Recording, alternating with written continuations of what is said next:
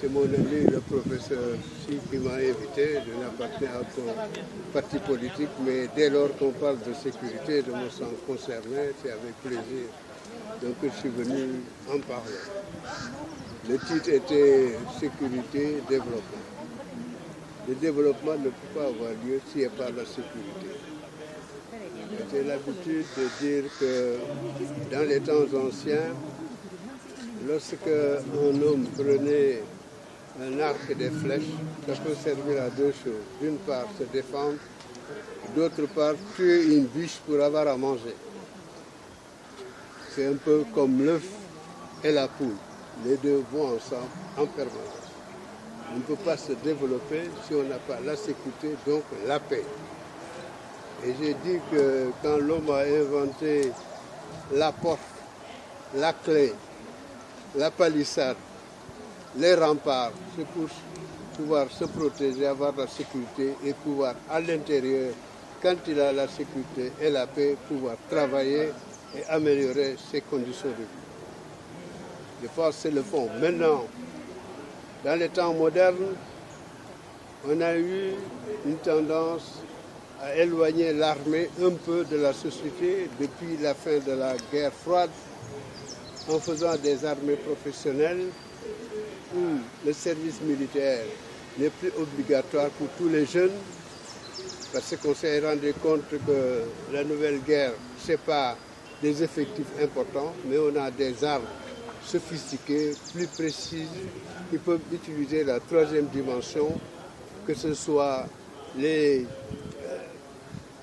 ciel, les satellites, pour pouvoir avoir des précisions qui font qu'un bombardier moderne actuellement peut être furtif, c'est-à-dire ne pas être décelable par les radars, et qu'il peut faire le travail que 5 ou 6 bombardiers de la Deuxième Guerre mondiale faisaient, du fait de la précision, etc., etc.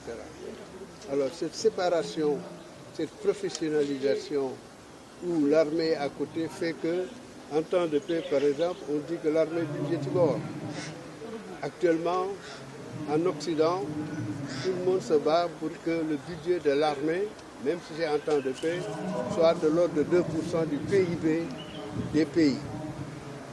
Mais on n'attend pas qu'il y ait la guerre pour être prêt pour équiper les gens, les uns et les autres.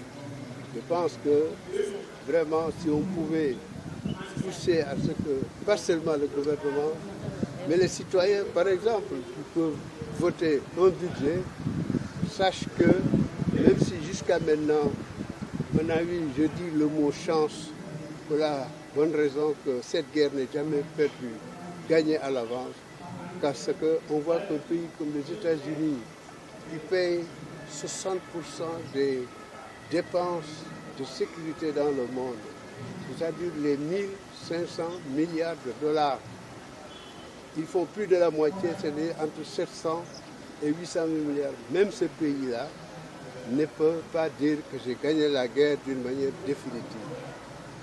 C'est pour ça que cette guerre ne s'arrête pas seulement aux forces de défense et de sécurité, qui ont leur job, qui doivent s'adapter, en particulier en poussant la priorité sur les forces spéciales telles que le GIGN, comme le Navy Seals qui ont tué Ben Laden.